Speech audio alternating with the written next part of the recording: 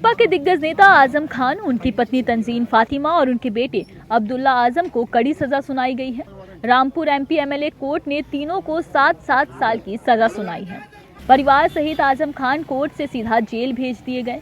ये मामला अब्दुल्ला आजम खान के 2 जन्म प्रमाण पत्र से जुड़ा है। बीजेपी नेता आकाश सक्सेना ने अब्दुल्ला आजम खान के खिलाफ केस दर्ज करवाया था।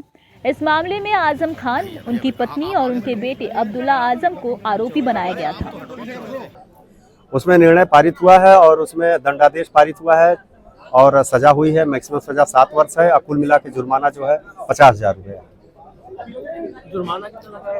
जुर्माना 50,000 रुपया लगाया है सब मिला करके। कौन सा मामला था, वो कितने दर्ज कराया था, कब दर्ज कराया था? ये मामला था अब्दुल्ला आजम के 2 जन्म प्रमाण पत्र का मामला था। आकाश कुमार सक्सेना वादी मुकदमा ने दर्ज कराया था।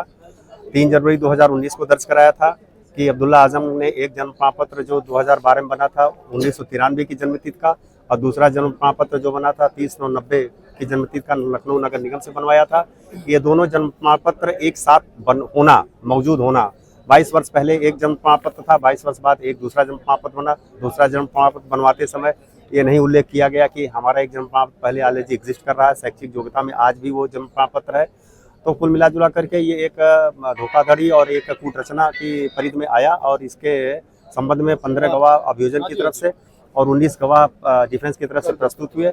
दस्तावेजी साक्ष्य, मौखिक साक्ष्य के परीक्षण के पश्चात माननीय न्यायालय ने यह पाया कि ये मामला जो है बनता है और अभियुक्तगण को, तीनों अभियुक्तगण को 420 में 3 वर्ष का कारावास और 10,000 रुपया जुर्माना, 467 में 7 वर्ष का कारावास 15,000 रुपया जुर्माना, 467 में 3 वर्ष का कारावास 10,000 रुपया जुर्माना, 471 में 2 वर्ष का कारावास 10,000 रुपया जुर्माना, 120 में 1 वर्ष का कारावास और 5,000 का जुर्माना है। 7 वर्ष मैक्सिमम पनिशमेंट है जो कि 7 वर्ष माना जाएगा और जुर्माने की संपूर्ण धनराशि जो है 50,000 पहुँच रही है।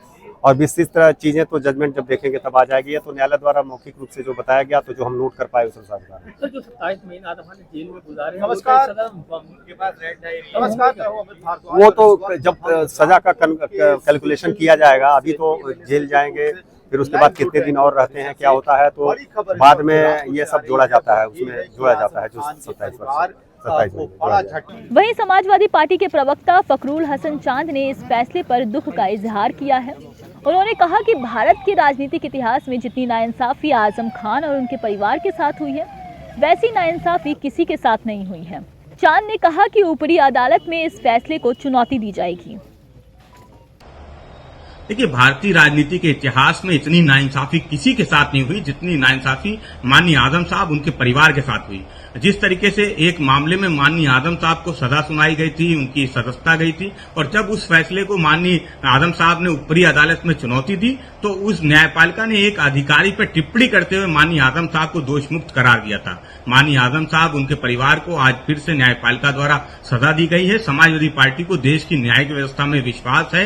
समाजवादी पार्टी ये जानती है कि ऊपरी अदालत में जब इस फैसले को चुनौती दी जाएगी तो माननीय आजम साहब, उनका परिवार दोष मुक्त करार दिया जाएगा। सत्य परेशान हो सकता है लेकिन पराजित नहीं।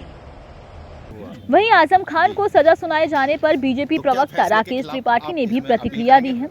त्रिपाठी ने कहा कि आजम खान ने जो बोया था वही काट रहे हैं। सत्ता के रसूख में आजम खान ने कानून को अपने बूटों तले रौंदा था, लेकिन पाप का घड़ा एक न एक दिन फूटता ही है और आजम खान को आज अपने किए की सजा मिल रही है। एक पुरानी फिल्म का गीत है कि जो बोएगा वही पाएगा, तेरा किया आगे आएगा। आज आजम खान को उनके तमाम कर्मों की सजा मिल रही है। डॉक्यूमेंटल एविडेंस के आधार पर कोर्ट ने परीक्षण करके सुनवाई का अवसर देने के बाद आजम खान को सजा सुनाई है और आजम खान को आज सजा सुनाए जाने से लोगों का कानून में भरोसा और मजबूत होगा और समाजवादी पार्टी के लिए भी करारा तमाचा है कि ऐसे आपराधिक प्रवृत्ति के लोगों का संरक्षण करना अब बंद करें। कोर्ट का ये फैसला आजम खान के परिवार के लिए एक बड़ा धक्का है। इस कानूनी चोट से उबरना आजम खान के लिए आसान नहीं होगा। Bureau report, Q wife network.